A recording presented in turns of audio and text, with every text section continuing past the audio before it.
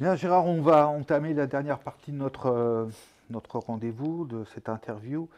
Je voudrais revenir un petit peu sur ton histoire et sur quelques éléments de ton parcours. Donc, tu as été le premier non-japonais à recevoir le grade de Seitendan de la Kikai de Tokyo. Euh, Est-ce que tu peux revenir en quelques mots sur cet événement? Cet événement est assez ancien, donc pour en revenir sur quelques mots, bon, il faut bien comprendre que c'était une joie, évidemment. En même temps, c'était un lourd fardeau qui tombe dessus parce que vis-à-vis de Kisuchi Sensei, qui a tout fait pour que j'ai ce septième dan, et dont j'avais une responsabilité vis-à-vis de lui, très Mhm. importante. Et vis-à-vis de l'Aikikai aussi, puisque j'ai écrit une lettre et tout ça pour remercier en disant que je serai toujours très fidèle au Hombu Dojo.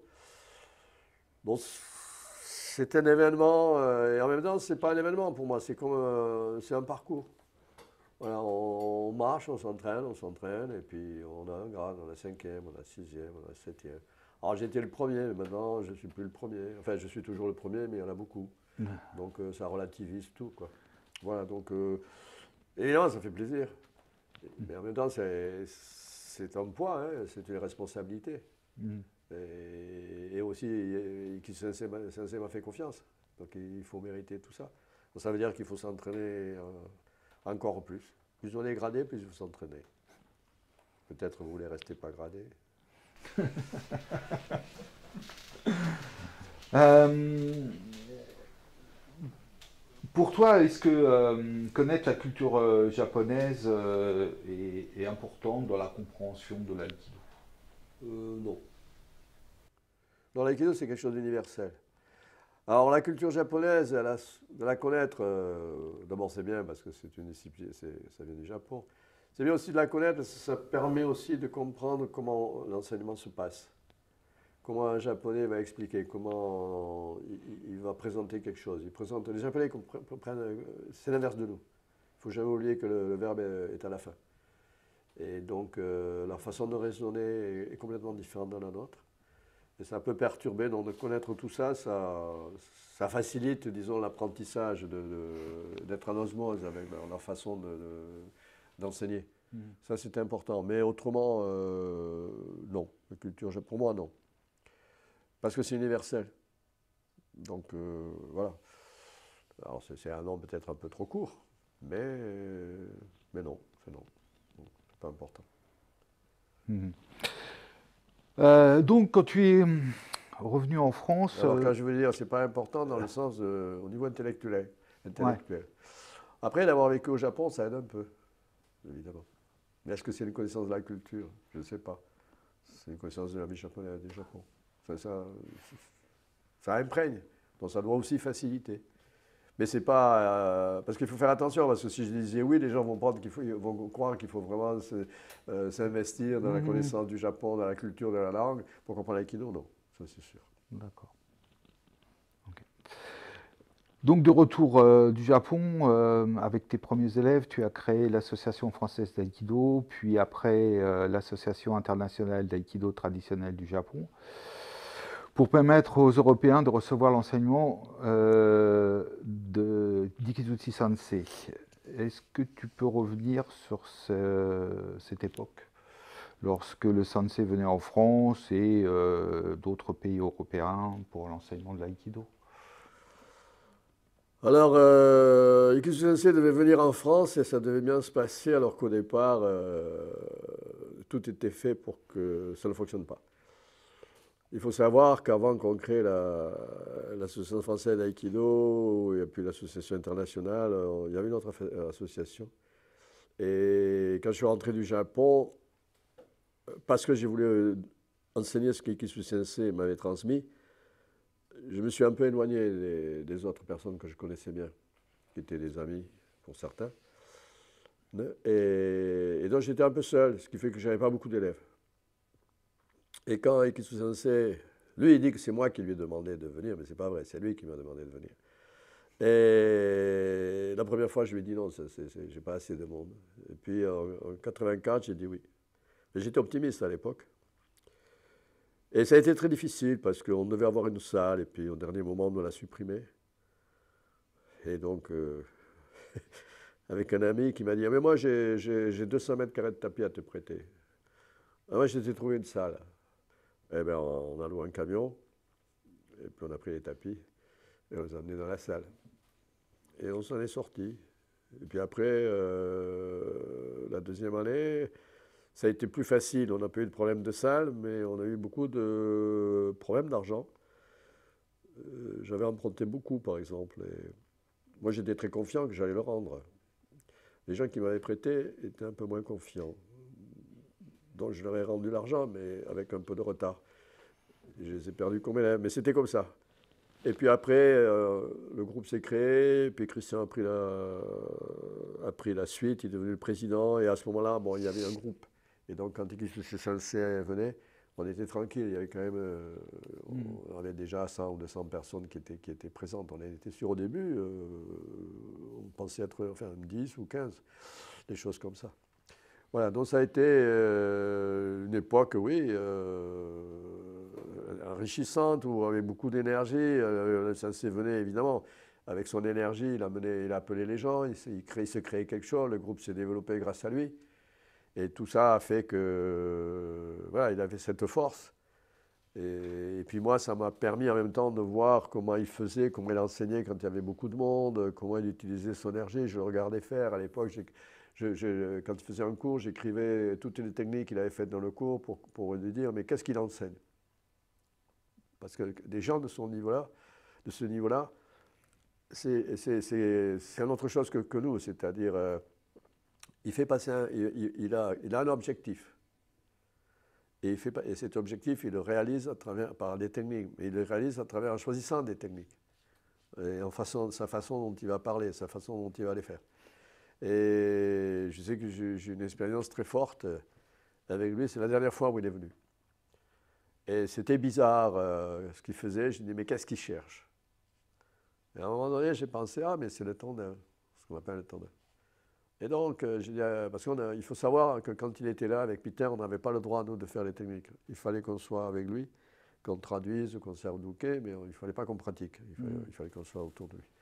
Et là, quand même, j'ai dit, laisse-moi pratiquer un peu, je vais faire comme il a montré. Et après, quand il est parti, 2 jours plus tard, j'étais en train de faire des exercices, et tout d'un coup, dans mon ventre, j'ai une boule de feu qui s'est créée, et comme des jets de vapeur qui partaient dans tous les bras. Alors c'était très intéressant, et ça rejoint un petit peu ce que j'avais parlé tout à l'heure de Thierry Doctrinal, c'est-à-dire que Iki Sensei m'a fait vivre 2 expériences très fortes. Mon maître de Qigong aussi. Mais ces expériences n'apportent pas, disons, ne changent pas mon corps. Je sais que ça existe, je l'ai vécu, mais ce n'est pas pour autant que je vais mieux faire les techniques. Et ça qui est un peu, d'un côté c'est enthousiasmant, parce qu'on vit quelque chose assez incroyable, mais qui se passe. Et en même temps, bon, ça ne se revient pas, ça ne se repasse pas, parce que ce n'est pas moi qui l'ai créé, c'est le maître qui l'a créé. Ce n'est pas la même chose. Et puis, je constatais que par rapport à ma pratique, ce n'était pas un bouleversement. La progression allait venir de l'entraînement. Voilà. Et donc avec ce qu'a dit l'école de l'onde du dragon, il donne des moyens pour, disons, aller plus vite, quoi. C'est-à-dire que les expériences, c'est moi qui vais les faire maintenant. Ce n'est pas le maître qui me fait faire les expériences. C'est grâce à ce travail, ces expériences, je vais les vivre. Alors la chance de les avoir vécues, c'est que si elles se passent, je n'aurai pas peur. Je les accepterai. Parce qu'il faut, des fois, par exemple, Iki Sensei m'a fait vivre la boule qui tourne dans le ventre. Mais il ne m'a rien dit. C'était devant le Kambusa, comme il faisait souvent la prière à Shingo, et puis il m'a dit, normalement on se met derrière lui. On était que tous les deux. Il m'a dit, viens à côté de moi. Je me mets à côté de lui. Enfin, moi, je ne faisais pas la prière, je me mettais comme ça, c'est tout, ouais, parce que c'est pas mon... Il savait très bien que ce n'était pas ma tasse de thé. Enfin, ce n'était pas important pour lui. Et donc, il fait la prière, et tout d'un coup, dans mon ventre, il y a une boule qui s'est mise à tourner. Mais j'ai eu peur. Parce qu'on est comme ça, et tout d'un coup, au niveau du tandem, un truc, mais ce n'est pas un truc abstrait, c'est vraiment une boule qui tourne. Et moi, j'ai eu peur, j'ai tout bloqué. Et je ne l'ai jamais retrouvé. Maintenant, avec le travail que je fais avec Thierry, ce n'est pas une boule, mais je sens une masse. Donc je commence à travailler dessus. Voilà, c'est ça qui est très intéressant. Mais voilà. Et donc il y avait tout ça. Donc tout ça, à cette époque, il m'a apporté beaucoup. Et il a apporté au groupe beaucoup, parce que c'est grâce à lui que tout le monde est venu, quoi. Et avec cette énergie qu'il avait, comment il faisait, moi je regardais comment il faisait pour toucher les gens. Par exemple, quand il commençait le cours, il était à 15 mètres des gens. Et puis il parle et il s'approche des gens. Et moi je voyais bien que quand il s'approchait, il commençait à attraper. Et je savais qu'à un moment donné, il allait faire une démonstration. Et qu'il fallait être prêt parce qu'il fallait se lever vite. Puis la première technique, c'était Iriminage, le poing dans le visage. C'était pas un Ikkyo tranquille, quoi. Voilà. Et donc tout ça, toute cette époque, en plus de tout ce qui a été créé, de tous les gens qui sont venus, c'était une vie, quoi. Incroyable, grâce à lui. Dans la venue d'Ikitsuchi Sensei, il y a eu deux périodes, donc 84-86, et puis ensuite 92 jusqu'en 98. Est-ce que tu as senti entre ces deux périodes une différence dans son enseignement et pourquoi? Alors, il y a déjà la réponse dans ta question. Il a été dit une différence et pourquoi. Il n'y a pas eu de différence. En fait, il y a deux périodes. Pourquoi? Parce que Ikitsuchi Sensei a été malade. Il a eu un cancer. Il a été opéré et il est revenu. En fait, ce qui a changé, ce n'était pas son enseignement. C'est qu'avant, il était infatigable. Et il ne comprenait pas qu'on pouvait être fatigué. Par exemple, il pouvait rester 3 heures à genoux. Il ne comprenait pas qu'on ne pouvait pas rester 3 heures à genoux pour lui. C'était impossible. Et là, il a compris qu'on pouvait être un peu fatigué quand même. Voilà, parce qu'il l'était. C'est-à-dire, la grande différence, c'était qu'avant, quand il faisait les stages, plus il faisait les stages, plus son énergie montait et plus il était en forme. Tandis que là, il avait besoin de temps de repos. Mais quand il enseignait, c'est-à-dire, il faut comprendre que Ikitsuchi Sensei, ce n'est pas quelqu'un qui fait quelque chose parce qu'il a décidé de... Enfin, il faut que ce soit son corps qui ait l'énergie pour faire ce qu'il veut faire. Par exemple, on a un exemple, on était le midi et il parle... et il explique que cet après-midi, c'était au stage de professeur, il allait expliquer des mots et il a dit à une japonaise, même toi tu ne peux pas comprendre ça, donc je vais t'expliquer. Donc il lui a expliqué et il nous a dit, cet après-midi je vais parler de ça. Et puis j'ai dit à Christian, à l'époque il n'y avait pas les iPhones, va acheter un appareil pour qu'on puisse bien l'enregistrer.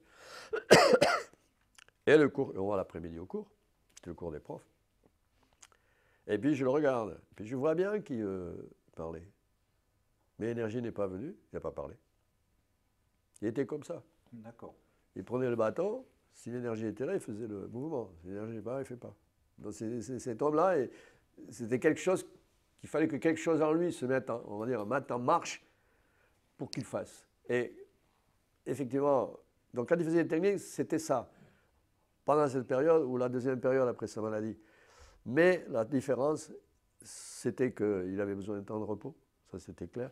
Et aussi, il utilisait un peu le corps différemment. Il ne pouvait pas, disons, descendre sur les hanches comme il faisait un peu avant. Voilà. Mais autrement, on ne pouvait pas voir de différence. Moi, je le voyais parce que j'étais habitué, quoi. Mais autrement, il n'y avait pas beaucoup de différence.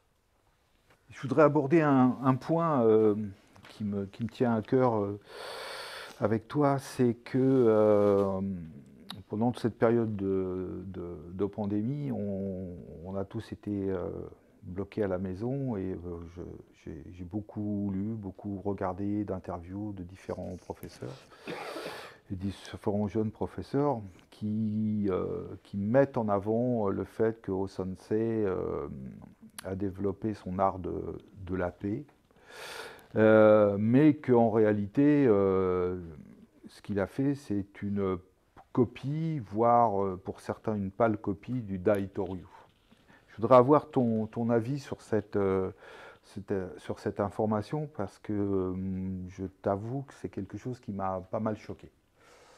Alors, en fait, il faut simplement, ce que malheureusement, souvent les pratiquants d'aïkido ne font pas, s'intéresser à ce que raconte celui qui a créé l'aïkido, Maître Brûlé Ueshiba. En ce qui concerne le Daitoryu, d'abord, actuellement, moi je pense qu'il n'y a personne qui connaît le Daitoryu. Les 2 maîtres, je crois, sont morts après Takeda Sokaku. Mais enfin, c'est pas important. Ce qui est important, c'est ce que dit au sensei. Il dit voilà. Il dit, son point de vue, c'est que la période des guerres où on utilisait l'art de combat, ça a changé complètement, puisque maintenant c'est fini, c'est avec des armes à feu.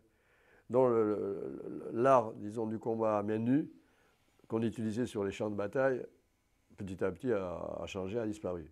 Et il dit, par contre, le Daitoryu, ce qu'on appelle, qui était dans le nord du Japon, à Hokkaido, on appelle ça une école fermée, c'est-à-dire c'est une école un peu secrète, on ne peut pas rentrer comme ça.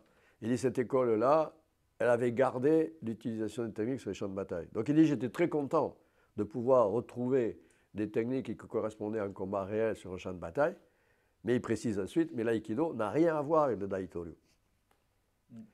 Ensuite, je ne sais pas si vous connaissez M. Tokitsu, maître Tokitsu, maître karaté. À une époque, on se rencontrait. Et puis, il avait une vidéo du fils de Takeda Sokaku. Et on a regardé. Ouais. Et il m'a dit, regarde, il n'y a pas de relation avec l'aïkido. Voilà. Donc, Miyagi Sensei est très clair. D'un côté, il dit, je suis content, je suis heureux d'avoir pu rencontrer une école qui a gardé les formes de combat qui correspondaient à l'époque sur le champ de bataille réel. Mais l'aïkido n'a aucune relation avec Daitoryu. C'est le premier point. Le deuxième point, il dit aussi, dans un autre texte, il dit, alors parce qu'en fait, les gens aussi ne parlent que du Daitoryu parce que c'est un peu connu, parce qu'on a parlé de Takeda Sokaku, mais j'oublie qu'il a étudié beaucoup d'autres écoles. Alors, Sensei dit, j'ai étudié une trentaine d'écoles de Budo, mais l'aïkido n'est pas la synthèse de ces Budo. L'aïkido est uniquement créé par le ki. Et au début, quand j'ai lu ce texte, quand on fait cette traduction, moi, j'étais un peu dubitatif parce que, oui, d'accord, il dit que c'est créé par le ki, mais enfin, on attrape toujours, quand on fait Shumen, on fait Yokomen, on fait des attaques qu'on peut voir dans les autres écoles d'arts martiaux. Et qu'est-ce que ça veut dire créé par le ki? Parce que la gestuelle correspond un petit peu quand même. Et en fait, après, quand on a traduit beaucoup plus de textes et qu'on a eu les explications du fondateur de l'aïkido sur les expériences qu'il a vécues, on a compris pourquoi il disait que c'est créé par le ki. Parce que il faut bien comprendre, et ça les gens peut-être ont du mal, c'est que c'est à partir de l'aïkido va être créé à partir des expériences qu'il a. On les appelle spirituelles, énergétiques, peu importe, je ne sais pas, je ne peux pas donner de nom puisque je ne les ai pas vécues. Et c'est ça, et on sait que c'est ça parce que les gens autour de lui le disent. C'est-à-dire que quand il a son expérience des balles et qu'il revient à Yabé, les élèves disent tout a changé. Donc il s'est passé quelque chose, ça c'est clair. Et l'aïkido c'est comme ça. Donc quand il dit qu'il a cette expérience où il voit l'attaque de maître des kendo avant qu'elle arrive, une demi-heure et tout ça. Après, il a l'expérience où il dit qu'il a le dieu du vent dans son corps et qu'il lui demande alors qu'est-ce que tu vas faire au Ueshiba, etc. Il a l'expérience du fantôme dans le jardin, etc. Et donc il dit que ce sont ces expériences. Il ne le dit pas si clairement que ça. Il dit à un moment donné, et quand je l'ai dit en début de l'interview, de l'entretien, il dit j'arrête le taijutsu pour garder ce que j'ai appris du Shoshikuma Inoken. Donc on peut comprendre que c'est ces expériences qui sont à l'origine de la création de l'aïkido. Mais comme il les a vécues dans le cadre de la pratique de son budo, il va garder cette espèce de gestuelle du budo. Et les gens souvent ils confondent tout ça.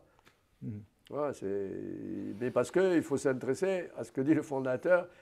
Et pas essayer d'imaginer nous par rapport à notre propre expérience qui est pas grand-chose par rapport à lui. Merci pour cette précision parce que c'est vrai qu'on arrive à être quelquefois, malgré si on a des bonnes convictions, de mettre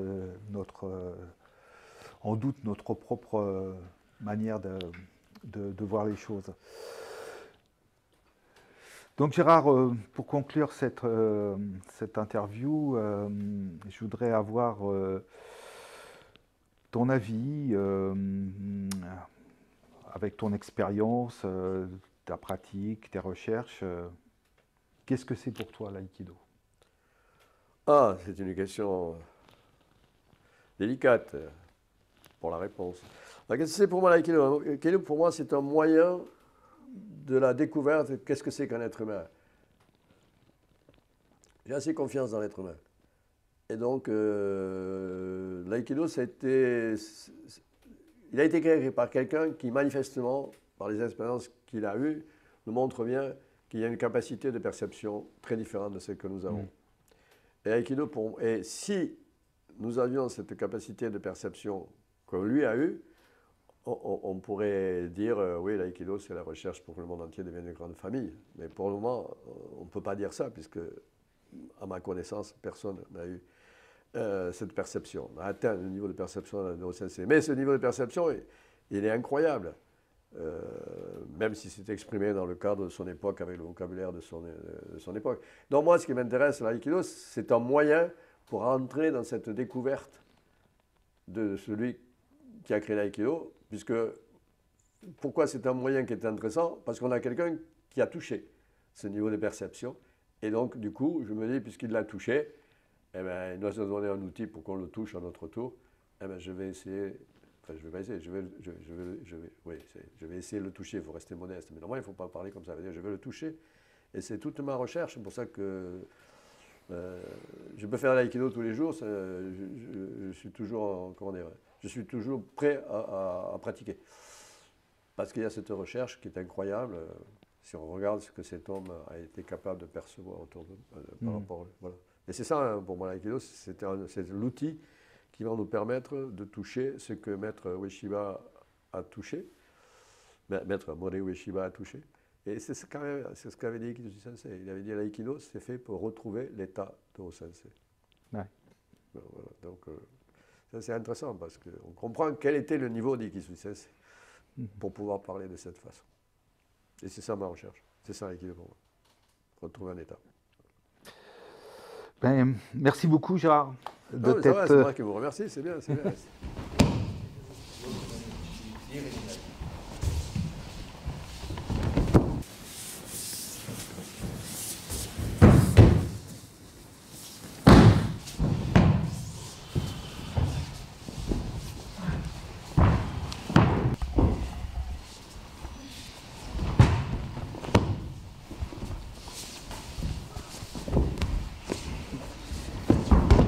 Vous appelez, ça remonte en diagonale comme ça.